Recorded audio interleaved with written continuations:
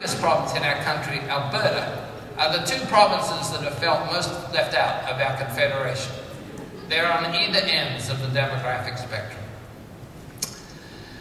Of course, British Columbia is right there in the middle, but a bigger percentage of older people, you know that, relative to the national average. Look at that beautiful boom, bust, and echo profile, and look at the school closings at the bottom, perfectly predictable. You knew this was coming a long time ago. But as we take that and take it down to the communities, and we are looking at municipalities, it's useful to understand that while this is the big picture, it may or may not apply in your own community. So let's have a quick look. Nunavut, by the way, that's not your community, but Nunavut is significantly younger, as is our Aboriginal population, significantly younger. These people don't need better pensions, they need jobs for their young people. Here's Vancouver. Now I said young people head to cities. Look at this. Here they all are. All these young people in cities. Young people go to big cities, and then they move out to the suburbs to have their kids. And so moving out to Surrey, you see a wonderful boom, bust and echo profile. And imagine all the demands on hockey arenas. You've got all these young people down here playing hockey, plus you've got their stupid fathers still trying to play hockey.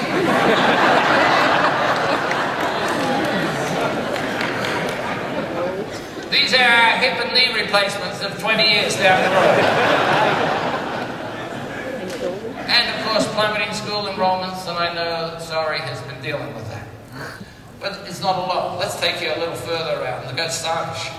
Well, Saanich, bigger percentage of people in the older age brackets. Look at this, a nice boom, bust, echo profile. These kids going to Vancouver.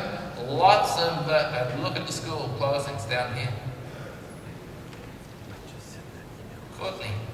Again, older. The further you move away from the big city, the older the communities tend to get.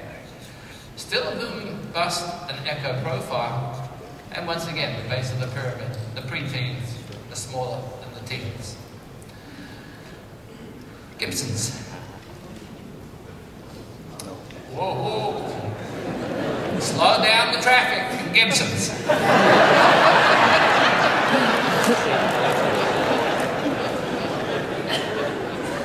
Older people need more time to cross the road, and their eyesight isn't what it used to be, especially on the sides.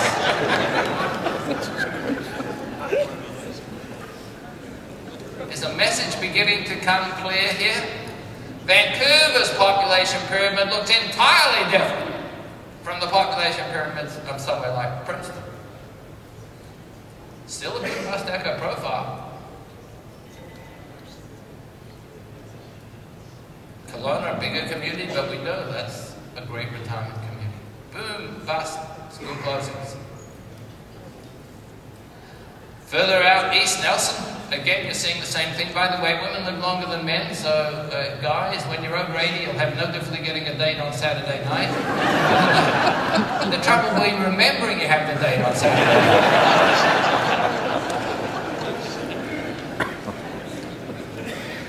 Invermere. Look at this. I've not been to Invermere. I know where it is, but I've not been there. But boy, look at that huge drop in school enrollments at the base there. As we go a little north, we go up to Quesnel, and you know, it's getting a bit cold. Well, I shouldn't say this about Quesnel, but you're less likely to live, the older you are, the seek more warmer climates. You tend to move further south. But look at that boom, bust, echo profile, but again, the school closings at the base. This is right across the province. It's right across Ontario. It's right across the country. The school closings were perfectly predictable, and our school boards and politicians ignored it. Ooh, I'll get into trouble for saying that. Prince George, not as many in the older age brackets. Boom, bust, echo, school closings. All 300 people in Masonton. The jagged profile, but you may notice at the bottom it looks like these boys will have no difficulty finding partners here.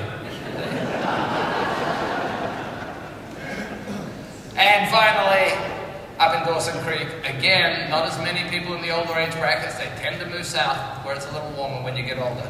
But still a very clear boom, bust, echo profile, clear demand for youth services up in Dawson Creek.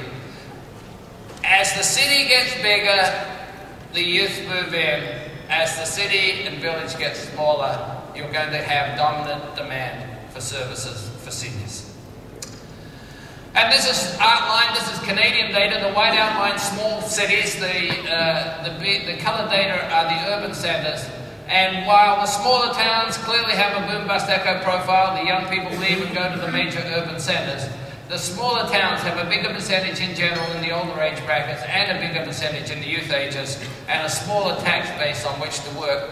Population ageing is gradually making the finance of our smaller towns more and more difficult as their communities are dominated by older people who need healthcare and senior services, and the young people who quite often are waiting to get up and head to the big city. And I don't say that disparagingly, I point out that's the facts of life and have been for the last 100 years or so. Young people head to big cities. But in British Columbia, that looks even more dramatic. Older people tend to be in smaller communities. So then why are we building hospitals in the big urban areas if in fact the healthcare is in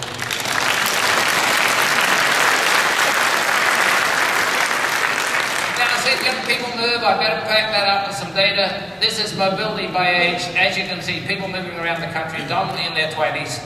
And this was true of international migrants too. But let's look at the last decade or the last few years of data for international migrants and watch what happens to this point over here. Did you see it move to the right?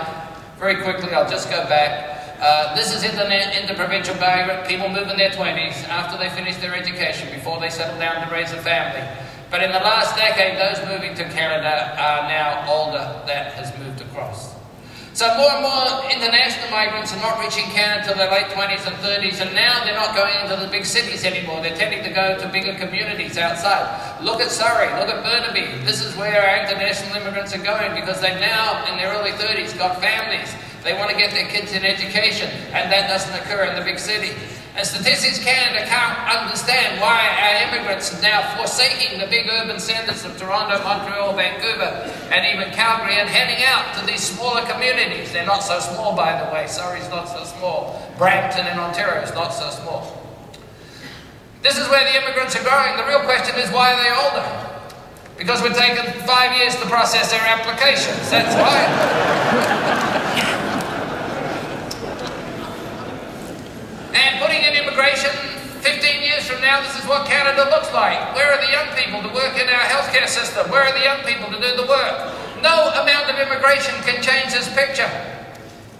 We bring in 250,000 immigrants. We got 10 million boomers every year getting a year older.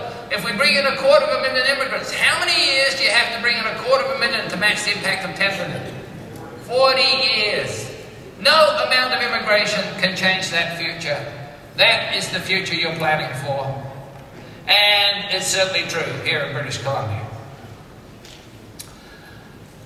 Just a quick little glimpse of the global arena, and then we'll come back and leave a little bit of time for questions. The yellow line is the fertility rate in Canada. Went down in the Depression of the 30s. We peaked out at 4 children per family. Now 1 and 2/3 children per family. You need 2 children to replace yourself and your partner. If you want to do your bit for society, you need to have an extra 1/10 of a child to compensate for those who cannot or choose not to have children. Replacement is 2 1/10. We're now at 1 and 2/3. This is why we have a good immigration program, to compensate. The US followed a similar but not identical profile. Fertility went down in the Depression of the 30s. They peaked out at about 3 3/4 kids per family. Their baby boom is not as powerful as the baby boom here in Canada. Their fertility was below ours until Vietnam, and then all of a sudden it jumped above ours, because if you wanted to avoid being drafted and sent to Vietnam, you got married and started a family, hey, pronto. In fact, you may even skip the marriage bit.